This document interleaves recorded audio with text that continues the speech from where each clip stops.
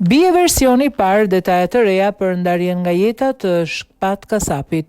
Detajet të reja kanë dalë në dritë lidhur me vdekjen e papritur të këngëtarit Shpat Kasapi, duke ndryshuar versionin që qarkulloi fillimisht në media. Sipas informacioneve të fundit nga familjarët, raportimi se artisti ndroi jetë në skenë gjatë një koncerti nuk qëndron.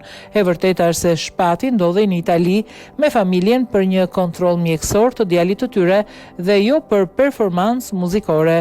Tragjedia ndodhi në banesën ku po qëndronin. Mësohet se këngëtari ishte ndjer keq dhe në momentin që bashkëshortja e tij ka dalë jashtë për vetëm pak minuta, kur është kthyer ka gjetur atë pa shenja jete.